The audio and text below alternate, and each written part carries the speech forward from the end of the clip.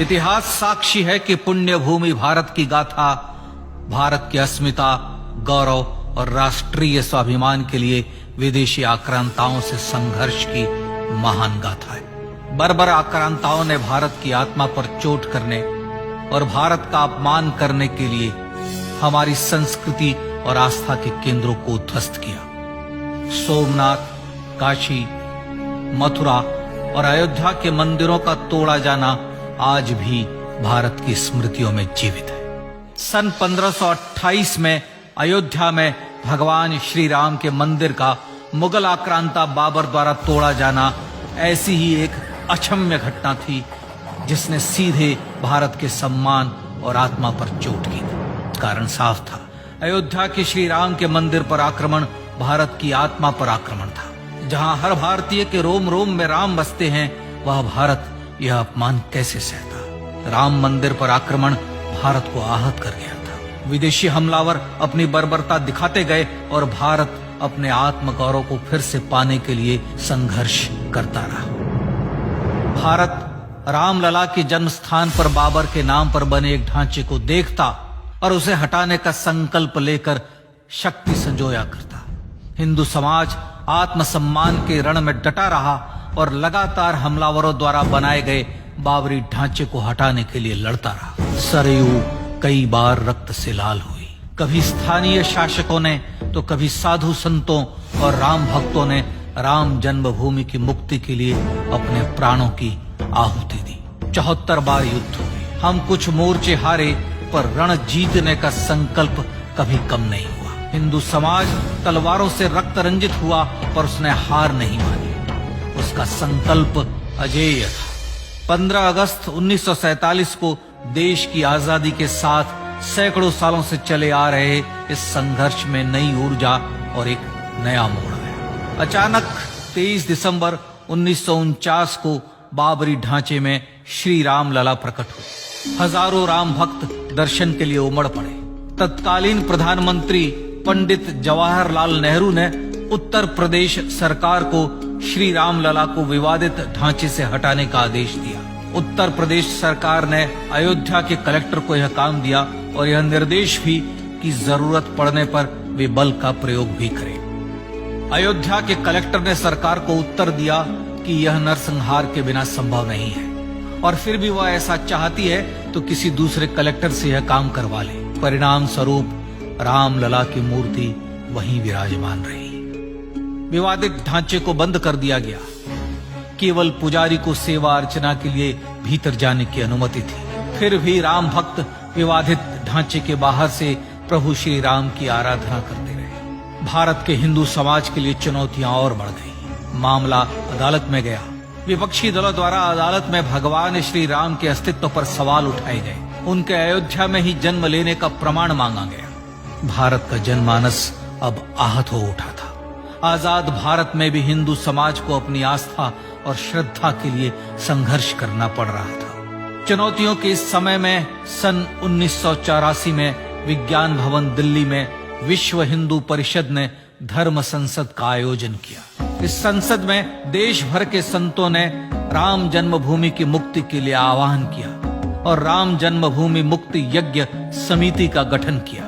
धर्म संसद ने राम जन्मभूमि की मुक्ति और वहां भगवान श्री राम के भव्य मंदिर बनाने के भारत के जनमानस के संकल्प को फिर से दोहराया। विश्व हिंदू परिषद के नेतृत्व में मंदिर निर्माण के लिए पूरे देश में अभूतपूर्व आंदोलन की शुरुआत हुई। श्री राम जन्मस्थली मुक्ति यज्ञ समिति के साथ देश भर में राम जानकी की रथ यात्राएं निकली। राम लीलाओं में राम कथा के माध्यम से भारत का आम जन फिर से जुटा। अब सबके मन में एक ही प्रण था, एक ही लक्ष्य था। अयोध्या में जन्मभूमि पर भगवान श्री राम के भव्य मंदिर का निर्माण। सन 1989 में विश्व हिंदू परिषद द्वारा गांव-गांव से रामशिला पूजन करके अयोध्या भेजी गई। 2,75,000 गांवों से रामशिलाएं अयोध्या पहुंची। भव्य राम मंदिर के शिलान्यास का निर्णय हुआ। पूज्य संत महात्माओं और हिंदू समाज के अन्य प्रमुख नेताओं के निर्णय के अनुसार अनुसूचित जाति के प्रमुख नेता श्री कामेश्वर चौपाल ने 9 नवंबर 1989 को मंदिर निर्माण का पहला पत्थर रखा।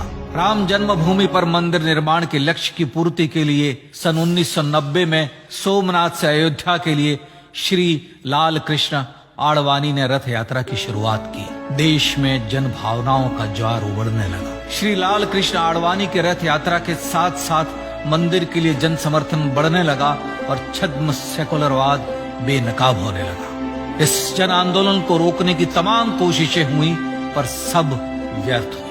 विश्व हिंदू परिषद ने देशवासियों से अयोध्या में जन्मभूमि पर मंदिर निर्माण के लिए 30 अक्टूबर और 1 नवंबर 1990 को कार सेवा का आह्वान किया। परिणाम स्वरूप लाखों राम भक्त कार सेवा के लिए देश के कोने कोने से अयोध्या आए। इससे देश की एकात्मता का विराट दर्शन हुआ।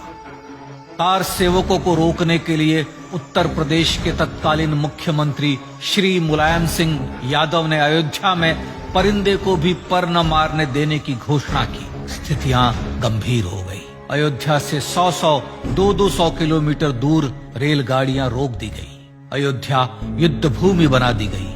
मार्ग बंद, रेल बंद, चप्पे चप्पे पर पुलिस। अयोध्या सैनिक छावनी में बदल गई। राम नाम पर ऐसी पाबंदी कि अर्थी ले जा रहे लोगों तक को रोका गया क्योंकि वे राम नाम सत्य कह रहे थे। लेकिन सैकड़ों किलोमीटर की यात्रा कर कार सेवक अयोध्या पहुंचने लगे। राम के गीत गाते, होठों पर हंसी और पांव में छाले लिए राम काज के लिए राम भक्त देश विदेश से अयोध्या पहुंच ही गए। कार सेवकों पर गोलियां चली। अनेक कार सेवक शहीद हुए। आजाद भारत में जन्मभूमि पर राम मंदिर के लिए कार सेवकों ने फिर एक बार अपना बलिदान दिया, पर कार सेवकों ने विवादित ढांचे पर भगवा फहरा ही दिया और इस तरह कार सेवा सफल हुई। श्री राम जन्मभूमि आंदोलन ने भारत की सुप्त आत्मा को झकझोर कर जगा दिया था। विश्व हिंदू परिषद ने फिर एक बार 6 दिसंबर 1992 को कार सेवा का आह्वान किया। राम भक्तों को कार सेवा करने देने के लिए अदालत में प्रार्थना की गई, पर अदालत ने कोई निर्णय नहीं दिया। परिणाम स्वरूप बौद्ध, जैन, सिख, स्वामीनारायण संप्रदाय, गायत्री परिवार, हर पंथ मत विचार के हिंदू एकत्र हो गए। छूत अछूत का भेद मिटा, जाति की पहचान मिटी। हम सब हिंदू, हम सब सिंधु बन गए। राम सिंधु में ज्वार उठा और देखते ही देखते 6 दिसंबर 1992 को श्री राम जन्मभूमि से बाबरी ढांचा सदा के लिए हट गया।